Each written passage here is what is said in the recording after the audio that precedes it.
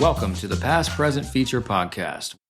All right, and we are live with Season 2 of Past Present Feature. It's been a whole year. I can't believe it. We're going to mix things up a little bit this year. We're going to continue to speak with filmmakers about their latest work and past inspirations. We're also going to expand the conversation to include deep dives into older films and voices behind the scenes, like curators and festival programmers who play a crucial role in a film's success. In this episode, documentarian Madeleine Gavin joins Past Present Feature for Season 2, Episode 1, to discuss the making of Beyond Utopia, her gripping film about North Korean defectors, which was nominated for many things, including BAFTAs, Emmys, I believe, Oscar shortlist, now on Hulu. Totally worth watching. It's so good. She reflects on the emotional intensity of telling stories under high-stakes conditions and the delicate trust required between filmmaker and subject. From the invisible hand of editing to the indivisibility of sound and image, Madeleine shares insights into her creative process, drawing inspiration from powerful works like Collectiv, which is one of my favorite documentaries, and exploring how specificity in storytelling can lead to universal resonance. All right, Season 2. Let's roll it. This podcast is brought to you by Valerian Projectors, featuring the Valerian Vision Master Pro 2, a filmmaker and film lover's dream.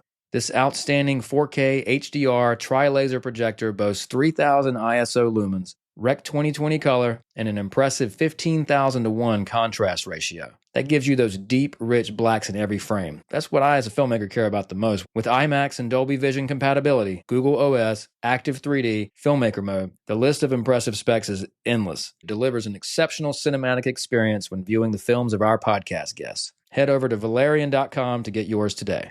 That's VALERION.com.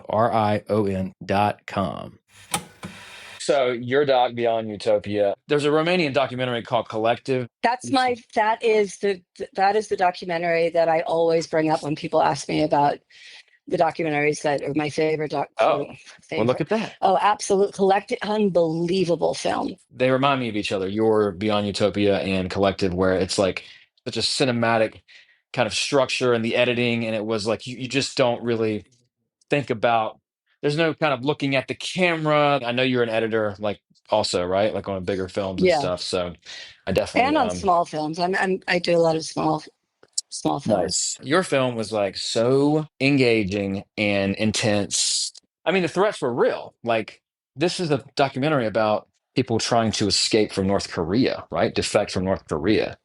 And I don't remember ever seeing anything behind that curtain before your doc. I feel like your doc is the definitive kind of pullback of the curtain. Madeleine Gavin's Beyond Utopia charts 2 attempts at defection from North Korea and the underground network that provides vital help. So let me ask you this. How did this project begin? It began, the producers on the project had gotten the rights to Hyunseol Lee's memoir, which is called The Girl with 7 Names, which was about her escape from North Korea back in the late 90s. And they came to me with that. And initially I was, like, I didn't know why they came to me initially, and they had seen another documentary that I directed. And also I had worked with them as an editor on 2 films. But obviously the subject matter, I felt like, well, wouldn't you want to go to a Korean director? And I really didn't know much about North Korea. I didn't know any more than most of my friends knew at the time. But they really wanted me to take a hard look at it. And so they encouraged me to read the memoir, which I did, which was, really compelling and started to open up this world. And then they gave me huge breadth of time to do research. And basically what happened was the more research I did, the more obsessed I became. There's a book by Barbara Demick called Nothing to Envy, which was one of the, if you haven't read it, you should. It's amazing. She's an incredible writer, period. But that really began to crack open North Korea from the perspective of North Koreans themselves. I read everything I could get my hands on and watched everything I could get my hands on. And I started just really becoming obsessed. I did a deep dive into the internet, using VPNs. I was searching as if I were in different countries, searching in different languages, and I started uncovering just the most unbelievable stuff. And I got onto some, North Korean websites where I was seeing some of the propaganda right out of North Korea. And I found, this hidden camera footage of that people inside North Korea, were shooting, risking their lives to shoot through holes in paper bags and through the pockets of their coats and stuff to get the truth of their country out. Because So obviously, crazy. yeah, it's so crazy. And because the regime, tightly controls, information is for them one of the biggest threats. Getting information out, getting information in is a huge threat, especially for Kim Jong-un, even more than his father and grandfather. And I just became, obsessed. And at a certain point, I remember I woke up one morning and I kind of saw the elements that could maybe crack this open, because one of the main things that I saw was how little we knew and saw of what was really going on, other than this deep dive that I did. So, but at the time, I also knew that I didn't want to do recreations, and Hyuncio had defected in the late 90s. And so it was, but my producers were willing to go down this road to kind of try to create something that really cracked this open, that was experiential. And for a while, I was shooting with Hyuncio in South Korea, shooting a present tense. It was a different kind of thriller, and I have amazing footage on this, which should still be used. Oh, wow. Yeah, it was an urban, heart of Seoul, South Korea thriller about what it's like to be, at the time, the most high-profile defector out of North Korea. She was also the most outspoken, had been targeted by the Kim regime, so lived under the threat of that. And, enormously, successful, beautiful, intelligent, but also one of the most traumatized people I've ever met. So it was it was a psychological thriller. It was a political thriller. But Hyuncio knew that I also wanted, and so that was present tense. That was present tense, and that it was her life today, in South Korea. But she knew that I also wanted, in my dreams, to try to, and it did feel like a dream, pipe dream, to follow an attempted escape out of North Korea. And I she mean, and man, I, how, if you could do it, wow, right? And that's, yeah, oof. it was so crazy, but it just felt like I just have to keep my nose to the grindstone on this and find it. And Hyuncio was totally on board. And And for a can you, while, real quick, sorry to cut you off. yeah, Can we let them know, let people know, like, so Yancio, is that the correct way to say it? Hyuncio. Okay. And can you just say who that is? Just, Yeah, so Hyuncio Lee, she wrote The Girl with Seven Names, which hmm is a memoir of her escape in the late 90s. hmm And she then became, she had a TED Talk. After her book came out, she was all over the press. And she has been targeted by the regime. She's been offered, bodyguards inside South Korea several times. Um, and she's actually kind of moved. I mean, she's still in that space, but she has also moved on to try to find a life outside of that, because she experienced so much trauma. Oh my And this is God. a whole nother story, but Yeah. with her escape and everything that came after that, because she never actually meant to escape. She was a young girl. And we don't Um, really get much into it, really. I mean, we see it a little bit in the film, right? But we don't, do we get, yeah, so we yeah. don't. So what happened was, so Hyunsi and I were working to try to find a way to um, document an attempted escape. Sure. And we actually went down this one road, and we ended up, for security reasons, having to stop. But I read about Pastor Kim, and I was like, okay, I have to meet this guy.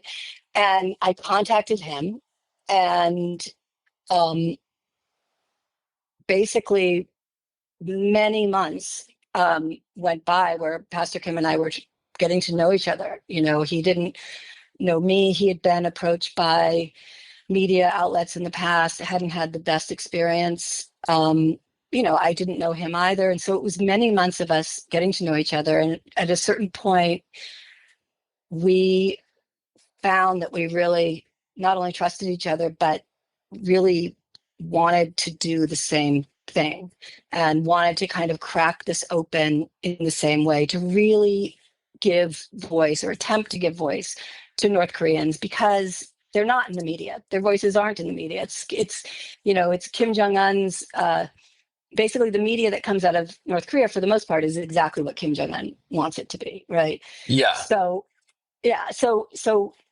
basically, he and I at a certain point decided that I was going to attempt, not knowing what would happen, to follow the next two escapes that contacted him. And, not knowing what was going to happen. And the two stories that we follow in the film, Soyeon Lee and the Rowe family, are the next two escapes. They're the only ones that we followed. And I mean, it gets crazier from there because, well, obviously, for instance, with the Rowe family, they fled across the river from North Korea into China for their lives, because they knew their lives were going to be over if they stayed in North Korea. And they knew the way out was through Changbai Mountain. But like most North Koreans, they didn't really know what the geography was. They didn't really know where they go from there. They just knew they had to get out. They had to Well, get for over the me, river. for a viewer, and for like, an American who doesn't know much about the geography at all, it was so fascinating. Like that was just the beginning of the long journey. Just understanding the breakdown of like what they had to do first and foremost, and then they had to go all the way from China all the way down to Laos, Thailand. Yeah, Is that correct? Yeah, and they then went. and Well, then they have to ship over. I think I'm missing something. yeah. No, that's right. I mean, there's several different possible routes, and depending on what's happening geopolitically, those routes change. The Underground Railroad is always attuned to what's going on and where the security checks are, et cetera. But in this case, yeah, they went through China, which is in and of itself a huge journey. And China is very hostile to North Korean defectors because they're so aligned with the regime. They went from China into Vietnam, and then into Laos, and then into Thailand. And but when they, crossed over, they're coming from a culture that doesn't know anything about documentary film. They couldn't possibly have even conceived of what that would be or what that would mean. And so the Underground Railroad does shoot some of the work they do with defectors, never to the extent that we did, but they'll shoot some stuff on Changbai Mountain. And one of the reasons for that is they send that footage into the north to try to educate North Koreans on, what it would look like if you were going to defect, and, a little bit about the geography, et cetera. So, so Sorry, we, I just have yeah, 7 thoughts, and I'm trying to. It's so sorry, I know, am fascinating. I No, rambling no, no, on too no, no, much? no, no, no. This is so good. But it's just one of those things where I have one question I don't want to forget to ask. First of all, what do you think led to the pastor trusting you to allow you to come on and collaborate with him? Yeah. I mean, he speaks about this a lot. And I don't know. He just talks about getting to know me, and, it, he, it sounds so self-serving, dude. Like, but basically, it was many months before we, Sure. on both sides, This is came a to big this. part of the But documentary process, right? Is to gain the absolutely, access. to gain trust. And that's the other thing is, you know, so he came to know me, and through that he came to trust me, and vice versa, because there's actually a pastor who I had spoken to briefly before I met Pastor Kim, and there was something that just did not feel right with this person, and I didn't want to pursue that route. So it was, Oh, also a process of you us had a getting to know whole set. him. You had an initial subject that you then had to abandon. Yeah, right. We weren't shooting with him very long. We only shot with him a couple days, but I and my producers just it wasn't we didn't want to go down the road with him. We Right, didn't right, trust him right, right, right, ultimately. right, right, right. And Pastor Kim was entirely different. So we had, many months, both of us, him for me for him, to really get to know each other and to Sure. feel really confident when To be we did patient, I decide to guess, work together. if you're you in that situation, to be patient, to build the relationship, I guess. Yeah, which of Because I course mean, is yeah, hard, but you have no documentary if you don't have the access. Yeah, yeah, okay. yeah, yeah. And there was no choice but to be paid because, both sides want to, if we're going to go in with him, we need to 100% trust him and vice versa from his side. And, um, Yeah. but with this, we also knew that for instance, with the Rowe family, we could not ask for or even accept Mhm. consent. So in other words, Mm, we had to go into this knowing that there was a good chance that anything that was documented we would never be able to use right. Oh. because yeah, and that was crazy to have those conversations with my producers and then with our financiers, but ultimately everybody realized the only way to even attempt to make a film like this was to take that risk Hmm. that ultimately when God willing the family made it to, they could have easily decided they didn't want to be a part of this. And so the initial shooting that we were allowed to do was given with the consent of the other family members of the Rowe family who had already defected to South Korea, but there Hmm. was no consent to ever use any, not even a frame in So an actual movie. how does that consent process work in this situation where it's like just a handshake deal type thing? Is it on paper? I mean, The only way to really accept full, to even get and accept full consent is for the subjects to know exactly what they're consenting to. And sure. so that meant a whole sort of mind bend of Hmm. an entirely different society culture. Again, Hmm. Oh my gosh. the whole concept of a documentary. I mean, in North Korea, yes, the regime puts out, videos about Kim Jong Un and all that, but Hmm. that is not documentary.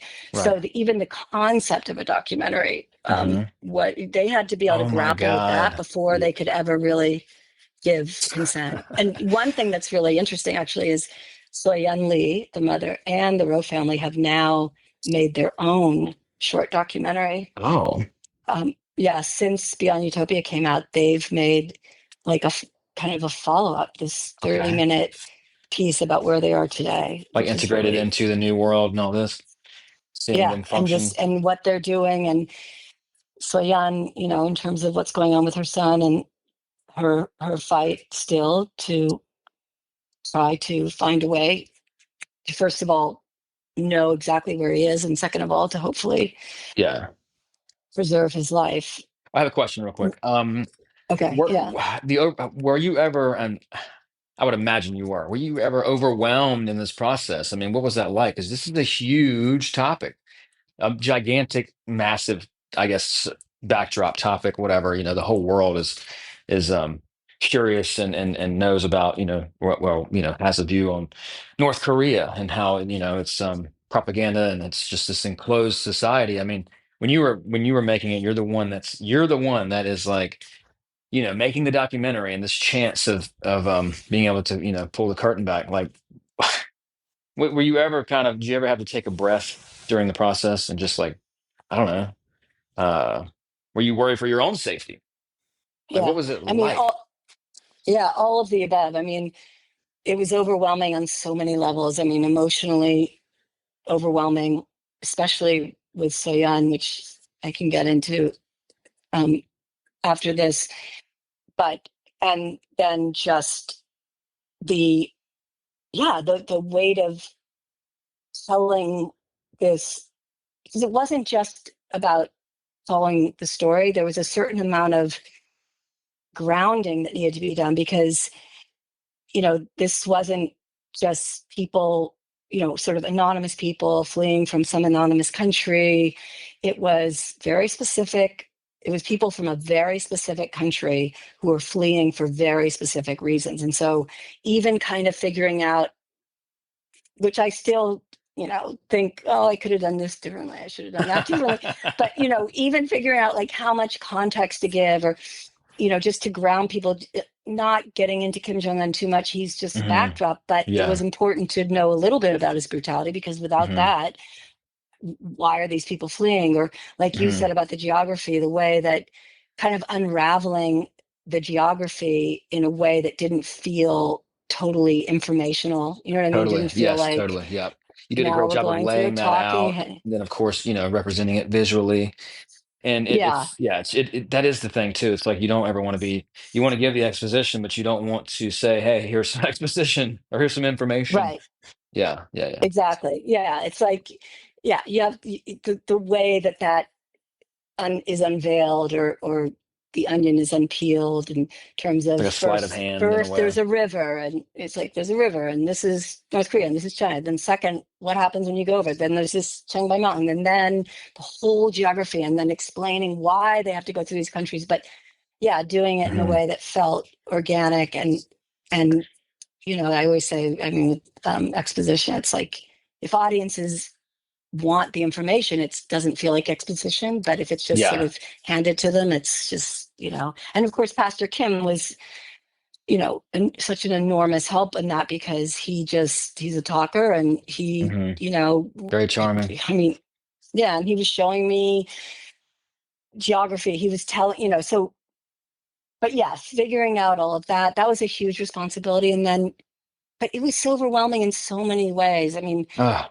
the whole kind of clash of cultures when hmm we were getting to know the Rowe family, hmm given what they've been told about Americans. And there was a whole dialectic with grandma, and Oh only a my gosh. tiny piece of it's in the film. There's Ah. so much more. Yeah. Yeah, whenever she's like still toward the end, I mean, not to give anything away, but but just her how she is still praising Kim Jong, Yeah. because that's just all she knows, and it's Yeah. just like it's this Plato's cave thing, right? It's this whole thing of like you're in the she's still in the Matrix or whatever. This is the reality, quote Yeah. unquote. She doesn't know Yeah. anything else. It's so fascinating. Yeah. And she, for more than 80 years, this was her reality. She was fervent about it. And, the footage that we have, and kind of the way in which she and I, and the, my this other producer Rachel was with me on that trip when we were in Southeast Asia. I mean, just the way that grandma would kind of move toward us in terms of warmth, and then push away, like it was just so fascinating to watch the whole sort of evolution of our relationship. And ultimately we became incredibly close. But it was, Yeah. and that was unbelievable, because, Oh my gosh. you don't, most people who meet defectors, right, from North Korea, they're meeting them after they've been integrated into, let's say, South Korean society or something, and they have already kind of absorbed a little bit of a different culture than their own. But with us, we were meeting them so soon after they left North Korea that I don't think that's ever been done before. Like, I mean, I know it's never been done before like that. So it was just such an extraordinary Well, I just experience as think human of that, like, beings. yeah, I mean, even just like a basic story structure of like the hero's journey, for example, where a Yeah. character, say, goes into or comes out of the cave or whatever. I mean, this, the new world, if you will, or Yeah. it's just such a massive version of that. It's like in the Yeah. world we live in now, it's really crazy. Let me ask you this. So what was like the most overwhelming or like the biggest, scariest, I don't know what word I want to use here. Let's stick with overwhelming. What was the most overwhelming moment that you can remember? What comes to mind? I mean, there's so many. Well, Yeah. when Soyeon's son was taken back to North Korea, and that is sadly the way more common story than the Right, Rowe right, right. family. And I The Rowe think it was family important that you was, showed that. Sorry to cut you off. I think it was important that you showed that because you saw what was at stake.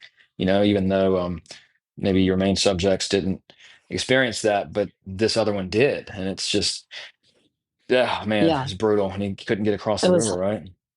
Or he it did. He was got across the river and then he got picked he up. got he got across the river, and what happened was the North Korean brokers were taking him over the river.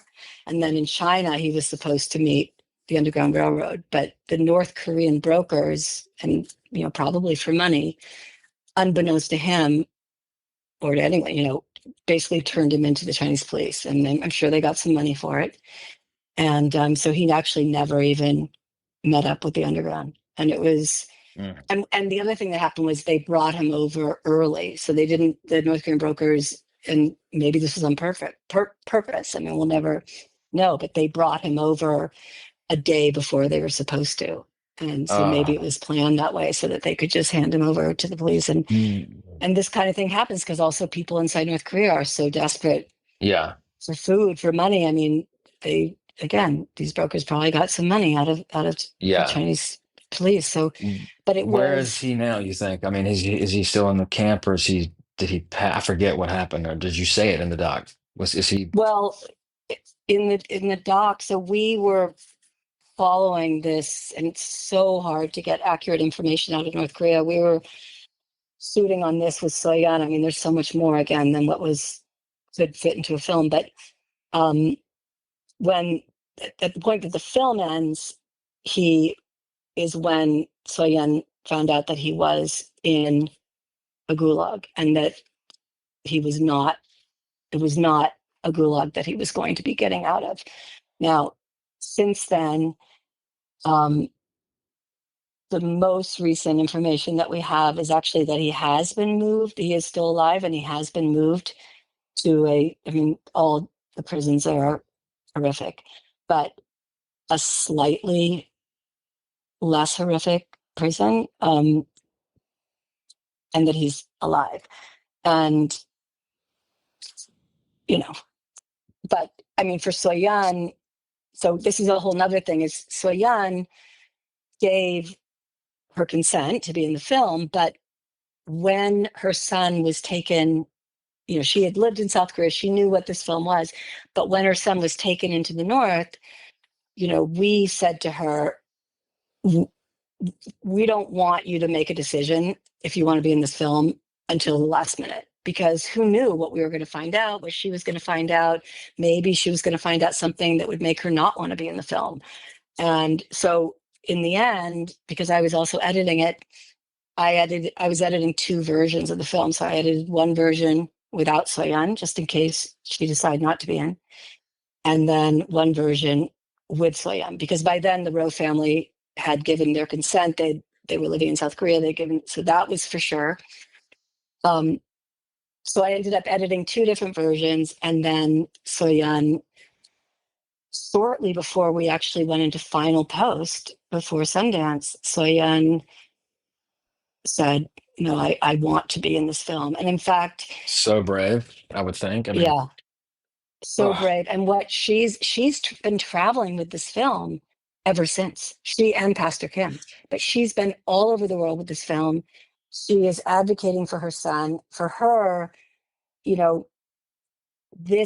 film, and then the short film that she and the Rowe family also made, and then speaking out before the UN and all sorts of other government organizations and NGOs about her son is actually what's keeping her feeling connected to him.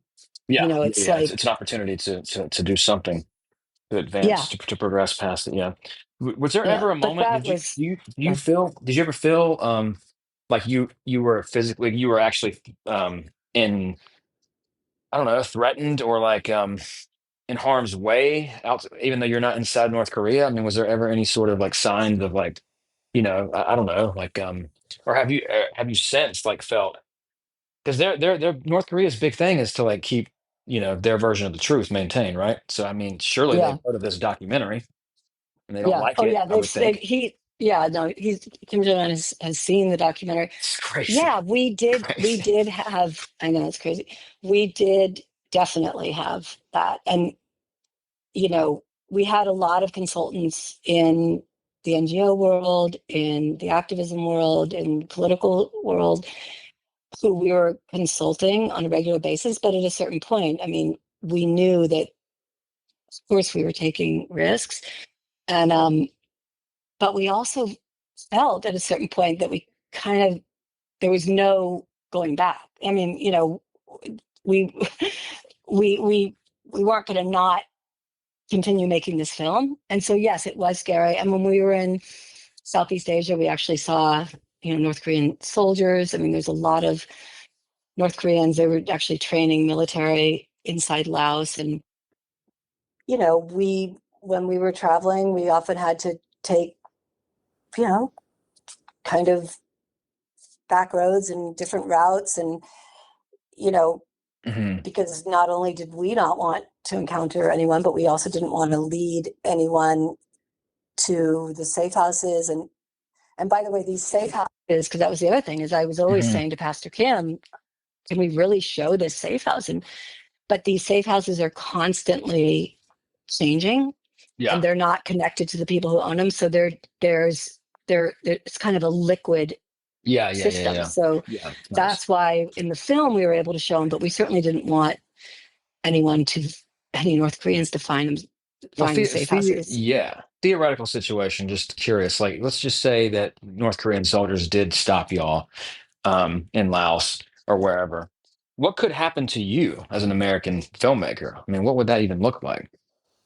Any idea? I mean, it depends on who, it depends on any number of things. I'm sure we would have gone into jail in Laos, and I don't know what would have happened in terms of North Koreans. In terms of the Rowe family, if they were found in China, they would be back to the north immediately. In terms of Laos and Vietnam, there's a good chance they'd be taken back to the north. There's a slight chance they wouldn't. Hyeonseo had an experience where she and two family members who she helped rescue before I met her had been arrested, and her two family members had been arrested in Laos, and they could easily have been taken back to the north. They weren't. Pastor Kim has been, since before we met him, he had also been targeted by the North Korean regime. And, he stopped going into China at a certain point because he was told that if he ever went to China again, he could be kidnapped to North Korea.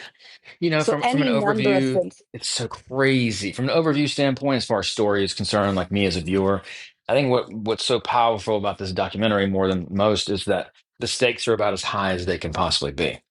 I mean, Yeah, it's very yeah. much that. How do you know Kim Jong Un watched the documentary? Through intel with all of our consultants in these various worlds. That's so weird and I wild. know it is I mean, him it's seeing very your name serious. up there, it's just like, what? I know. I don't like that. I mean, one thing is, Yeah. So. but one thing is, and this is something that also our consultants were giving us some assurance on, or some reassurance on, is the film is not about Kim Jong Un, right? It's about Sure. North Koreans. He is the backdrop. The Kim regime is the backdrop, because without the Kim regime behaving as they do, people wouldn't need to flee North Korea. But what we say about Kim Jong Un is, basically he's a brutal dictator.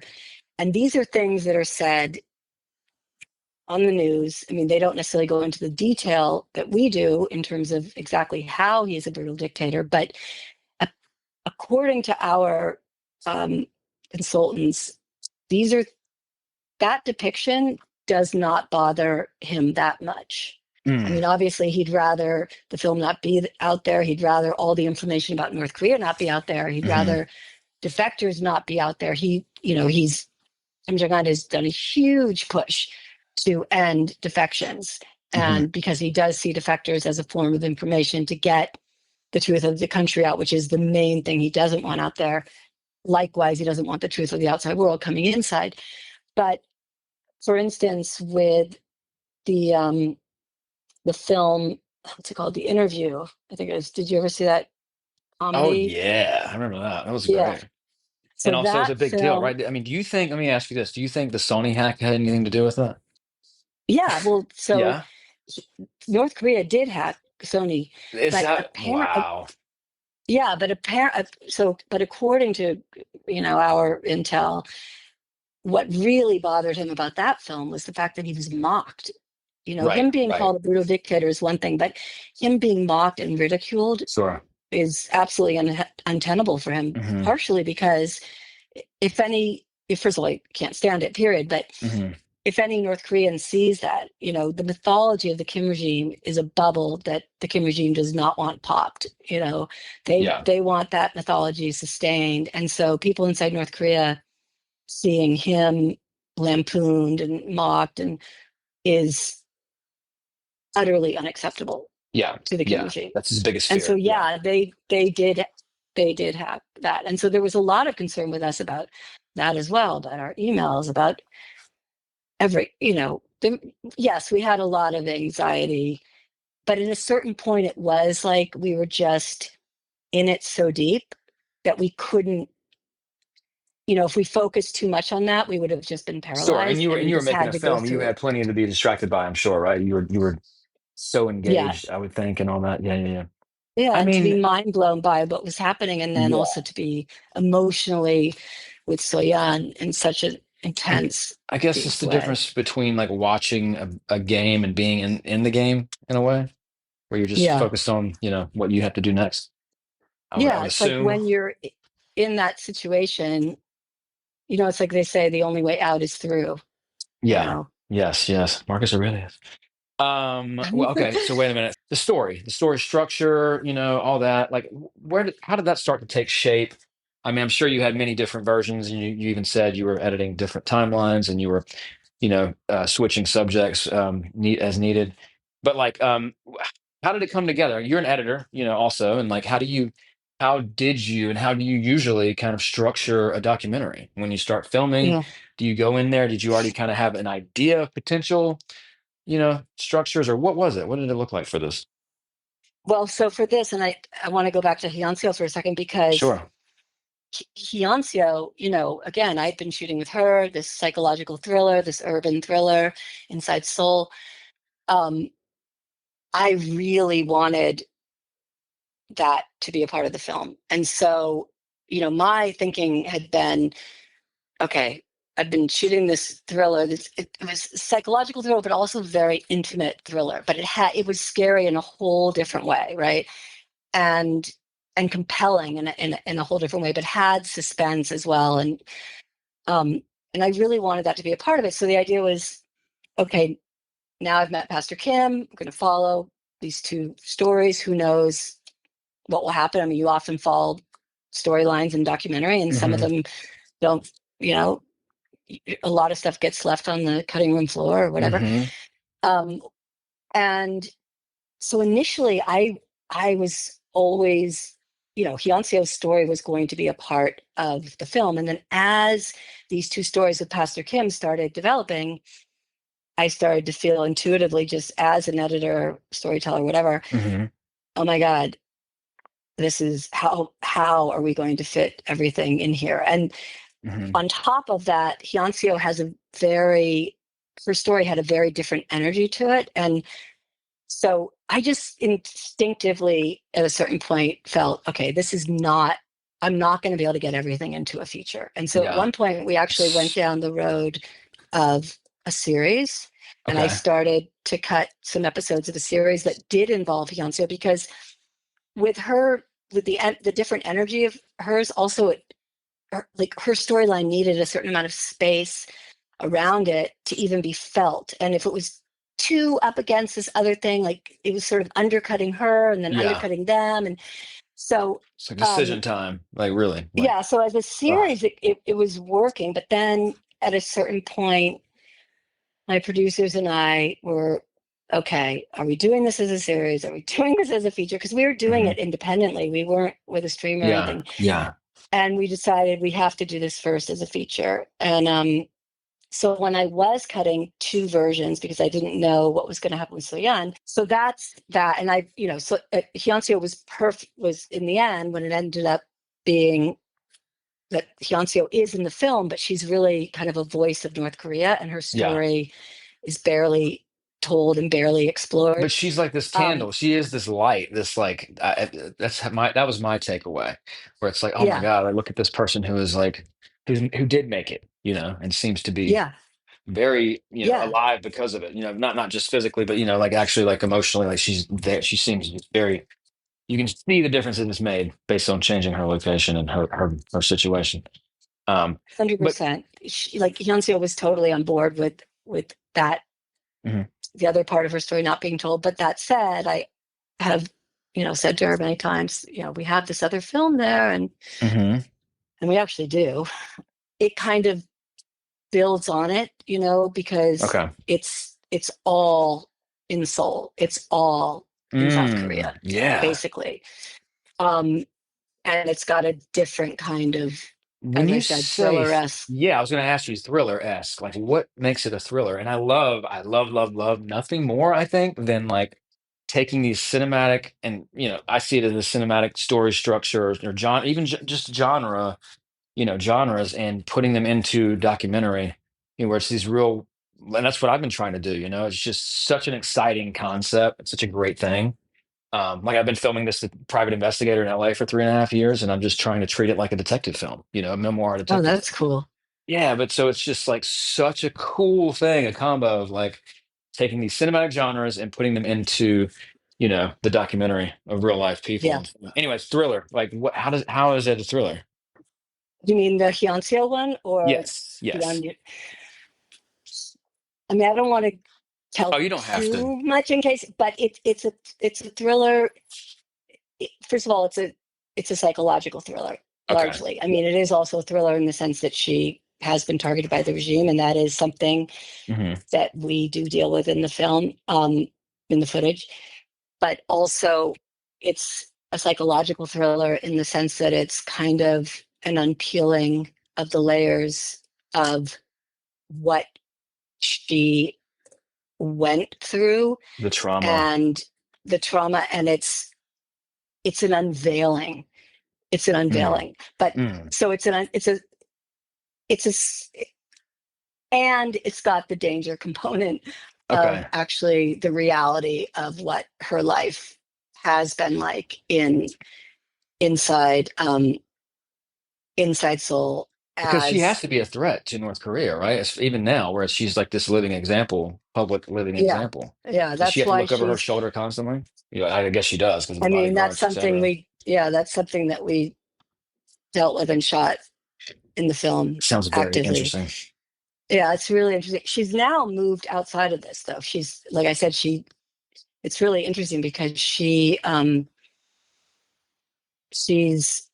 she is still doing work in this space. I mean, she is still speaking out against the regime, but she also has moved away from it, and she's trying to have a more sort of conventional life outside of that, because she was literally talking about North Korea every day for Hmm. years, and it was just traumatizing her Of over and course. over Yeah. and over Yep. and over again, and so she had to get some space from it.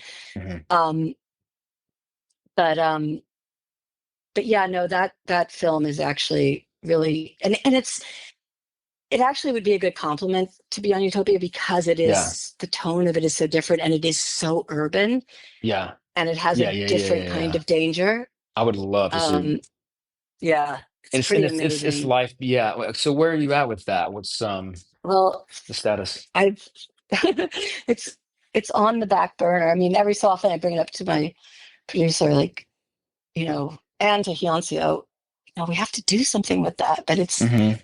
I actually think it may be coming around to a place where we can, because there was also a Oh, point good. where we also all had to step back a Hmm. bit because it was Yeah. such an intense journey. Oh my God. Yeah. But I actually think it is coming to a point. I'm glad we're talking about it now, because I would love to dig back in. And I have a lot of cuts because I was, you know, cutting stuff Yeah. around that storyline. So I have all those cuts I'm sure your heart is deep in it too. still. Yeah, I feel like you probably need to Absolutely. get it out.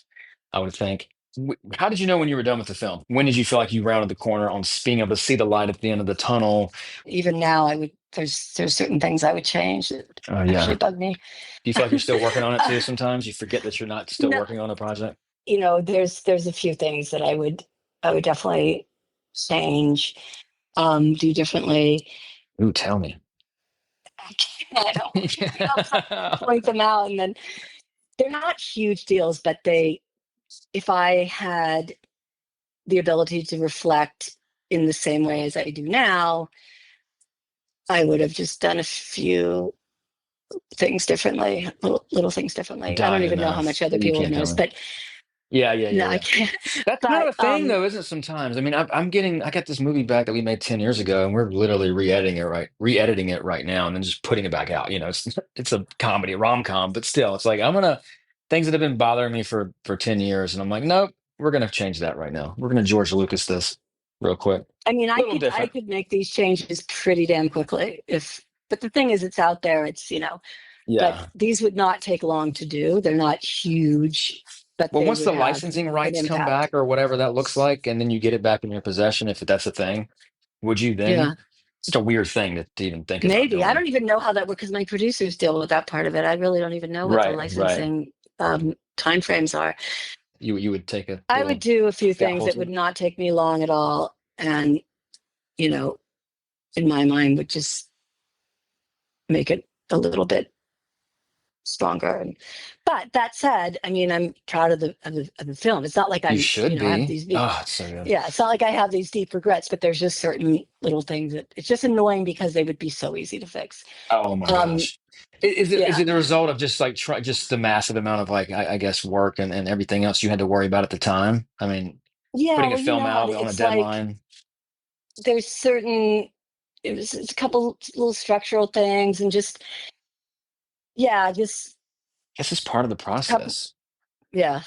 And a Sucks. lot of, I mean, you could say that no film is ever really done. I mean, I guess if you could finish a cut of a film and then sit there for 6 months and still not 6 months later not want to change a single thing, then I Oh guess my it's God. This is literally what I'm done. going But through right now. that's It's like, rare, right? yeah, like the past 9 months, it's been, oh, I think I'm almost done. And I watch it with a friend or I watch it myself. I'm like, movie's terrible. I need to keep making Right. it not terrible. And then it's like, oh, it's back and forth, back and forth. But then finally, it's like, when do you, I mean, because I'm not on a deadline. I mean, I'd like to make these festival deadlines, but it's like, when do you know to like move on? Because then you can start doing too much too, I feel like.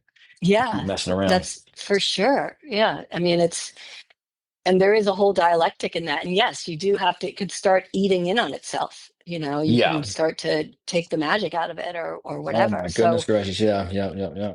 I mean, I've there been is to a that point now where balance. it's just finding the right amount of air, but also finding the Yeah. right amount of moving along. Like, and it's like I've been going back and forth. Like I know what 12 frames on every side of on every cut of every side of every cut at this point. So that's when I'm like, maybe it's time to go ahead and wrap this thing up here.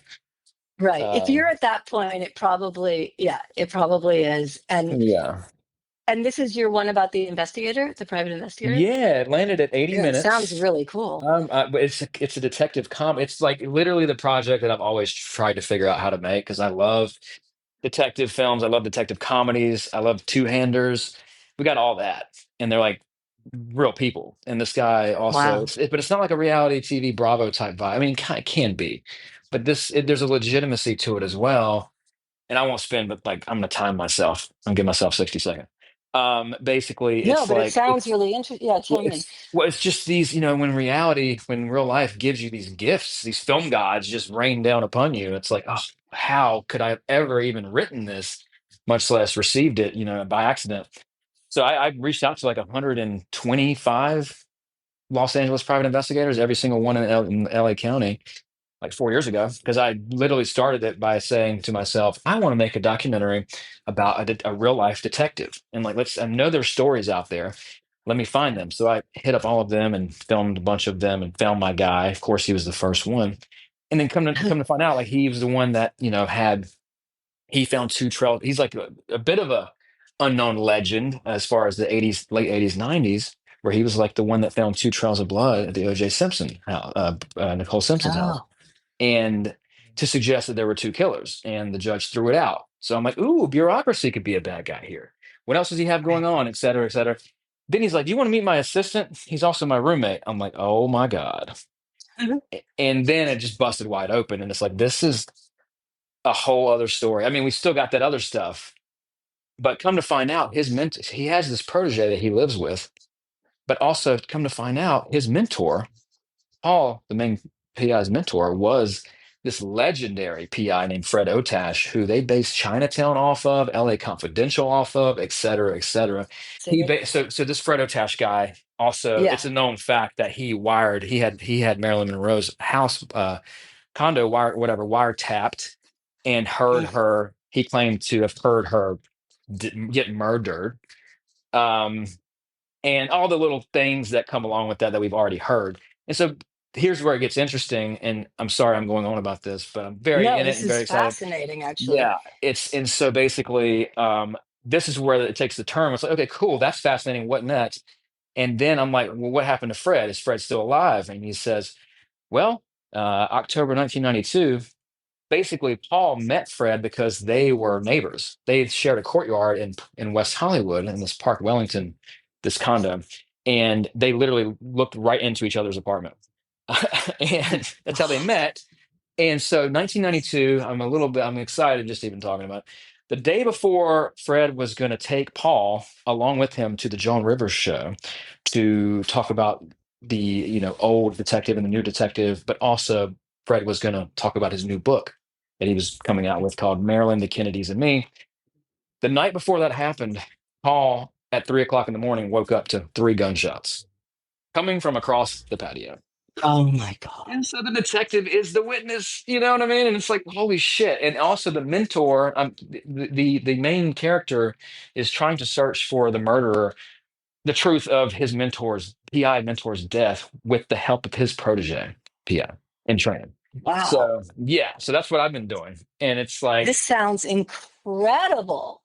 I mean, trying to it get, really sounds I'm trying to not mess it up here, and it's good, and I feel really solid, but I'm at the point now where like trying to weave. This goes back to our exposition topic, where it's like trying to, plot. I'm trying to weave the casework with the funny, with the character and the funny, and the funny's always on top. It's never, the priority, but and I think I've done it well, and it's been just this whole back and forth of like just this balance. Because casework can wow. get really boring. As exciting as this log line or synopsis is, it's like it can get law. People don't want to see it. Just casework, casework, casework, casework. Right. So there's a lot going on. I think it's really great, and It sounds absolutely fascinating. really, and it's like similar to Beyond Utopia. I think where it's like the truth is the enemy to these people, right? And these systems Right. in place are designed to keep the truth under wraps, and you have this Yep. detective whose job is to find the truth. That's his job. And so I'm like, bureaucracy is the bad guy here. We can make that work.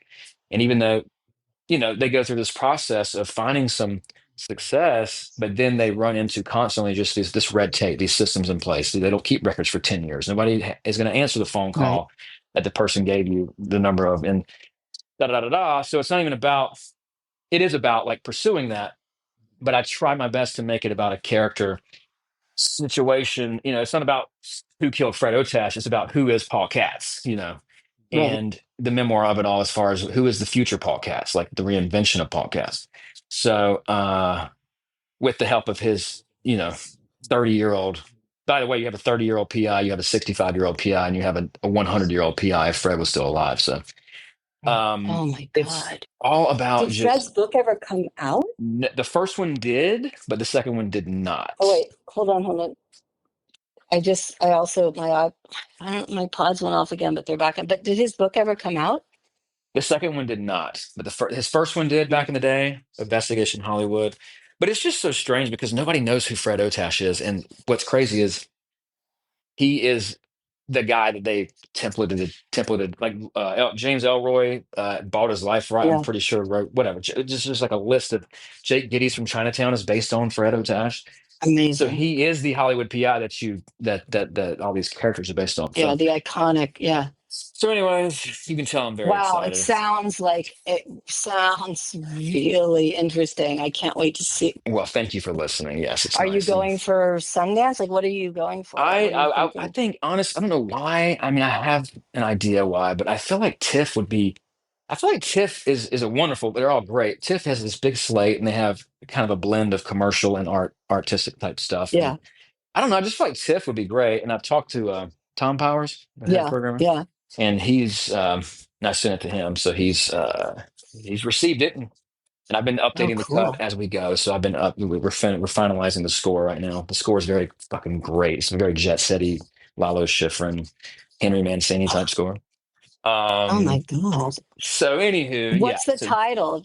What's the title? I was calling it LAPI initially up until 2 weeks ago, and I decided to change it to the very generic sounding, and yet I think probably perfect Hollywood PI, Hmm. because it's basically his desire is to be that. He wants to be Hollywood. He Right. wants that shine. He wants that legacy like his mentor Fred had.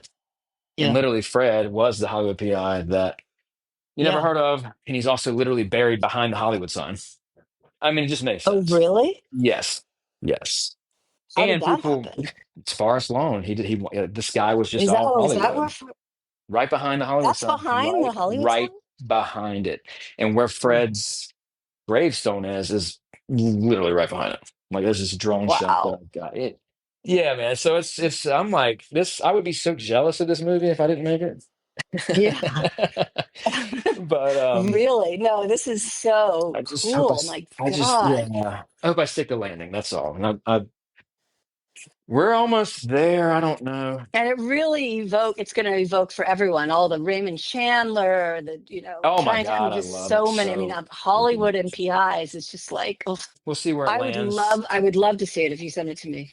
And I also know, like, if you think you're done, I don't want to stir up the pot, No, I mean, but obviously if there was something really big or something, or if you end up not going to yes. TIFF or, then, but I would just love to see it. Sounds really, really, it I sounds appreciate you even being fantastic. interested. I think there's no, I'm prioritizing the best film over any sort of festival deadline. So if there's anything where your brain goes, Absolutely. You what if you have to did do that. Yeah. this? It's a really fun movie.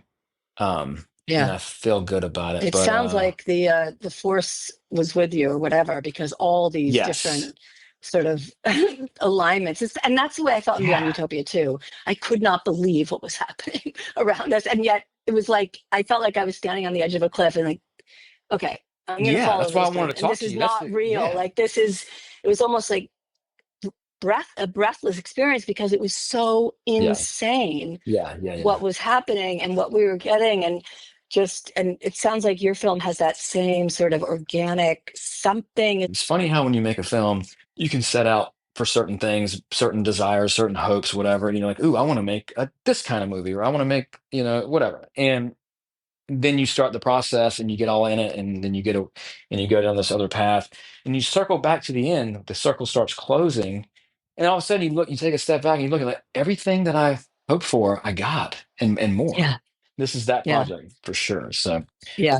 And uh, that was also Beyond Utopia, because that what started out as a pipe dream and just seems such a fantasy. And I do think there's something, I yeah, mean, I always call it the force, but whatever it is, yeah, it worked. spiritually, I do feel there's a way in which I feel in my life, ever since high school, when I feel like I'm with the force and when I'm not, like when you're Hmm. somehow your decisions are not, you know what I mean? You're like a Yes, I salmon do. swimming upstream versus everything feels like it's, and that, and I do think that's absolutely, it's like there's something Yes. about, I don't know, a certain integrity or rigor of experience, or like honestly going into something with your nose to the grindstone, just Hmm. really digging, and that it does kind of, it can just come back around. You're like, oh my God, it I'm was getting everything and goosebumps even more. just talking to you about this, because it's what I've been discussing with my friends very recently. It's just it is this. I don't want to sling the I word just lost you manifestation again. around. I just lost you again. You said I was just discussing with With my something wrong with friends my, about this kind of topic, where I don't want to sling the word manifestation around, but I mean, it's like you put your mind, your intent. There's some realness to that. We know this, like the intent, getting your yep. intent right, and then of course what you said, matching the efforts. Once you jump in the deep end and make that, or jump off the cliff or whatever, you make that commitment. Like all the best stuff comes right after the hard part, I feel like. And I talk about Yeah. this all the time on this podcast, but I think that's an example of that, where it's like you're not just going to be walking into a door all willy nilly and like without having to put something on the table. Once you commit and you have the clarity to it, it seems to be, then you get the gifts from, the film gods or the universe or whatever. I feel like. Exactly. So, and Exactly. then It's like I think there's it's a matter of paying attention, being aware of what's exactly. going on. It's like, and it's like there's a consciousness that's like even in your unconscious, Hmm. it's all pushing for that same thing. And then on so many different levels, there's other forces. Like, yeah, I mean, I know exactly what you're talking about, and I Oh, believe it 100%. it's an awareness thing too, where like even wrapping back around to Beyond Utopia, right? It's like you only know what you know, but that doesn't mean that there isn't more out there, right? And I think as human beings, we of course have a limited scope, no matter who you are, and there's always more to know. And I think there's things happening all around us at all times, and it's really like our intent allows for clarity and awareness after that. I think, if you're Yeah, if you're trying to if you're I open to it. So, yes, because yeah, our brains are so limited, and we're just, I mean, we are so stuck in linear time. There's so many ways in oh which my we gosh, cannot yes. comprehend, on so much of what's around us, but somehow with that focus, with that intention, with that, like if there's an honest pursuit and clarity and following the organic sort of, you know, you know, pursuit of it, and it's like these things that we can't even comprehend because our minds are so limited, they can actually be engaged in the whole process. And Hmm. then, I'm not being very articulate, but No, I feel it um, though. No, I feel it. yeah, yeah. So I want to say, and I'll wrap this up, but I wanted to touch briefly on just without even knowing you, I just watching this film and I had seen Beyond Utopia and I put it off for like 6 months after it came out. I think it was on Hulu or somewhere. Like I watched it and I was blown away. It's top three for me, documentary, like that I've seen personally. I put it up there with Wow. Collective. So you killed it. Thank you for making a great documentary. And And that is, I wouldn't I'm just tell you sorry. that. I mean that. And that is such a compliment because, like I said, Collective is like, that's like, They're very similar though in a way I feel like because I'm sure they had to look across over their shoulder, like I mean they're in danger oh, potentially. yeah, absolutely. And And the to way give that yeah, unfolded, the investigative component of that, I mean, that was it just was so good. And it was the first documentary great. that I can remember watching where I they didn't acknowledge the camera. I'm sure it wasn't the first one I saw that way, but and this was 5 years ago when I saw it. I was more of a fiction Yeah, minded person then, but that movie put me on to like what's possible for documentary. It yeah, changed, and even though like like 50s and 60s documentary cinema, whatever they've been doing, that, but I didn't know it, and Collective though was just like, wow, this is like Spotlight, but in a documentary, but even better, and even better. Yeah. some real world stuff. Anyways, I okay, felt exactly the same. That was the one because you see documentaries, you see it, and there's a lot of good films out there, but yeah, that yeah, yeah, one just slapped me in the face. It was just like, oh my God, yes, this and is, they and I, did it. I never They, post, but I posted on Facebook. I never post. yeah, I think, I don't even know if did we have Instagram then? I saw it also probably 5 years ago, whenever it was. okay. Um, but yeah, that film is great. And yours was the same as far as the threat was even whatever, doesn't matter. There's no competition, but the threat was Yeah, huge. The stakes were huge, and we were in real time, as opposed yeah, to having someone recount or revisit, like you said, reenactments, all this stuff. Like if you need to do it, you got to do it. But it's so much more effective for a viewer when you're experiencing the now as opposed to what's already happened, right? yes. That was it I for mean, me. I think if you can take audiences on an experiential experience, an Yeah, experiential journey, yeah, yeah. that is everything. And Hmm. that's also, I think, the way to crack open even compassion, all sorts of things, Mm, it's because the audience is living through something as opposed to being told something. And um, totally. so, yeah, Well, but that no, was going to be yeah. Go ahead. I Sorry. really appreciate you asking to do this. No, I thank you for taking the time. What was your starting point as a filmmaker? Were you an editor first? Well, yeah, but my first love was writing, really, Hmm.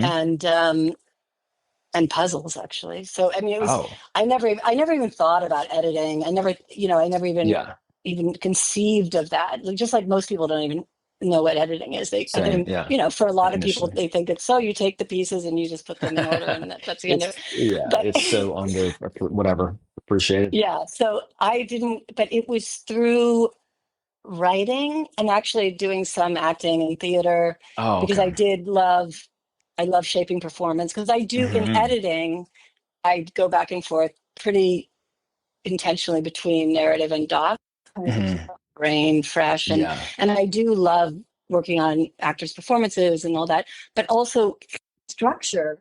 The Hmm. editing is writing in a way. It's Hmm. writing with, you know, with a certain amount of footage, Yeah. um, with sound, because I'm huge. I mean, Oh my sound gosh. to me is huge, Hmm. and Hmm. you cannot separate sound and picture. I mean, in terms of storytelling, Yeah. sound is. It's not Ooh, like you secret have a weapon. visual story and then you add this. No, it's Yeah. all part Right. of Right. this Right. experience. So I kind of, when I did kind of fall into editing, which I would say I almost fell into, it was suddenly this perfect. It was like it was writing, it was Yeah. structure, it was puzzles because I was Hmm. obsessed with puzzles when I was little, Yeah. word That makes game, a lot of everything. sense. And and then documentary, I think, my God, there's nothing better. Nothing It's such an honor to better. be able I to agree. explore something really deeply because I do also feel the motto, the more specific, the more universal.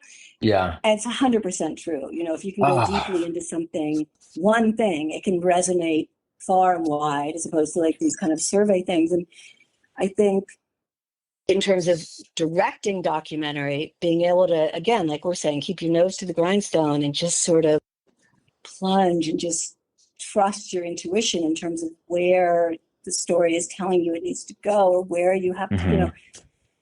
it's such a it's such a gift. It's like I always Hmm. loved college. I went to graduate school. I could have honestly been in college forever in a way because I always wanted to take every course. And documentary is like that. It's like doing a special Oh my gosh. master's seminar Totally. in this and then one in that. And Yeah. I don't know We if that get answers we your question, it, but it's so good.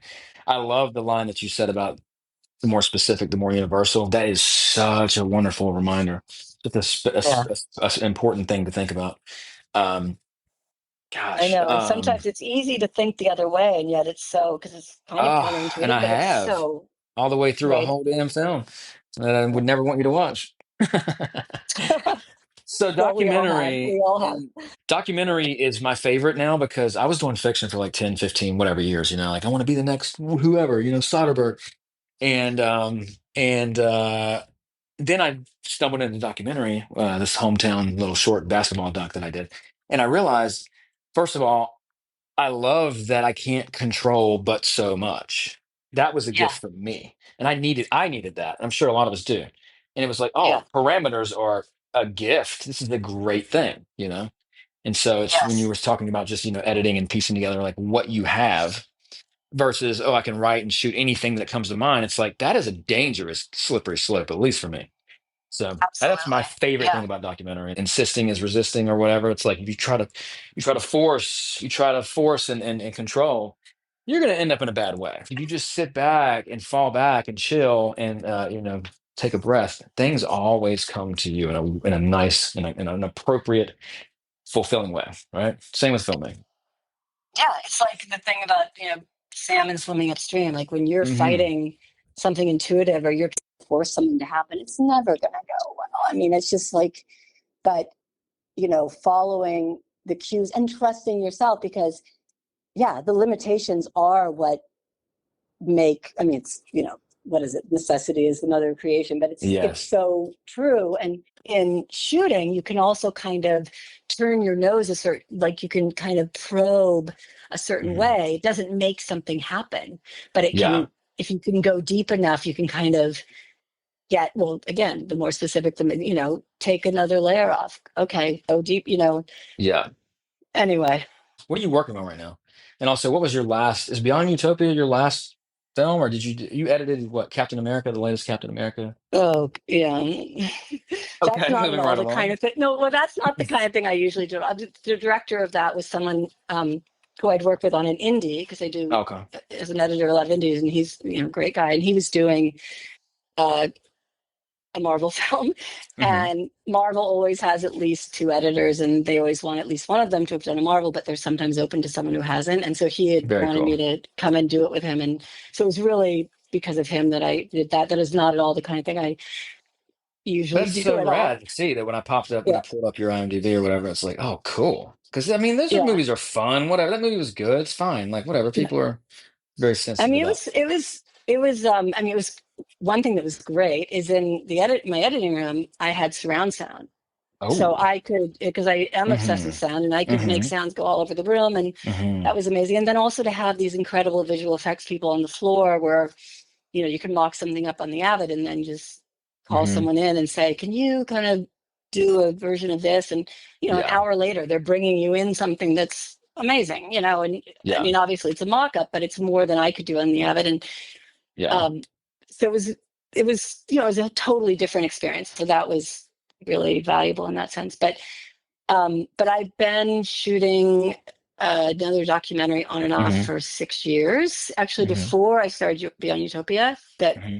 I'll be editing soon. And then I just started shooting two films that are gonna Wow. one is gonna be on and off for a while, and this other one is, I can't say anything about it. This film is already blowing my mind, and Oh, it's so I think it's exciting. gonna blow a lot of people's minds. So We can't that's get anything, huh? We can't get any little information. I Nothing. can't I Okay. can't right Well, as now, long as you're excited, that's but, something. but at some point I can. Oh, so Um, cool. Wow. but yeah, I literally just started shooting it, so I can't. But yeah, it's gonna be really Oh my God. intense. Well, I'm excited for Yeah, that. Okay. yeah. Well, hey, thank you so much for doing this. Oh, thank you. And I hope Yeah. I didn't ramble on too much and Are you kidding me? So good. So good. and send me your cut. This podcast is brought to you by Valerian Projectors. Head over to valerian.com to get yours today. That's VALERION.com. Please like and subscribe to this podcast and follow us on social media at Past Present Feature. And let us know in the comments section what movies you're watching. Thank you so much for listening to the Past Present Feature podcast, and we'll see you next time. Peace.